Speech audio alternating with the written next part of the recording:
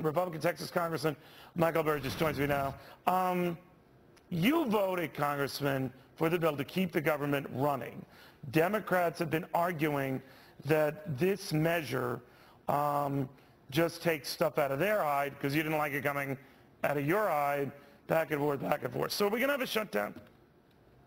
Well, the vote last night late was that the House took was to avoid a shutdown. You'll recall earlier in the week I was not thrilled with the package put forward by leadership. I thought the cuts should have been closer to the House-passed budget number from last April, and they hewed more to the number that was the agreement between Speaker Boehner and Leader Reid in August, and I thought, well, why not go with a lower number if we have a choice?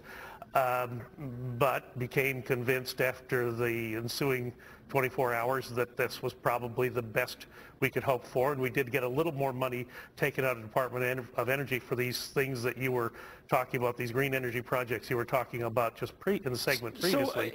Right, go back and you tried, I mean, you gave in a lot, and all that, and the Democrats are, well, you know, we gave in a lot too. At first we weren't going to pay these offsets for FEMA that we were requesting. So each side, I guess, is trying to make the point they've moved the ball. But you're closer to this than I am, Congressman, but it seems to me, as unthinkable as it once would have seemed, that we're going to be facing a shutdown a week from now. Is that true?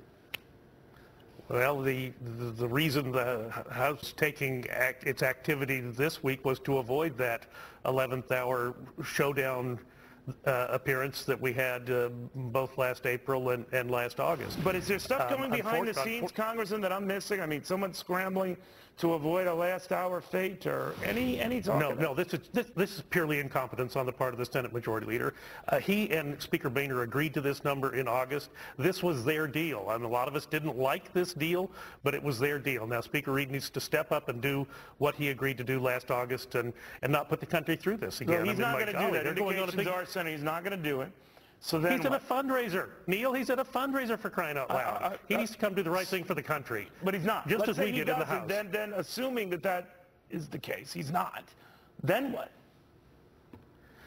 Well, I don't, you know, we can't negotiate with ourselves. If Leader Reid is not going to negotiate in good faith, then yeah, some of the very unpleasant realities that we were facing on April 8th and August 2nd, they come back into play. And the issue of veterans not getting the benefits and soldiers not being paid, I mean, all of these things happen again, but it's needless. The agreement is there. It's their agreement. We met the number. Leader Reid needs to step up and get his guys to do the right thing.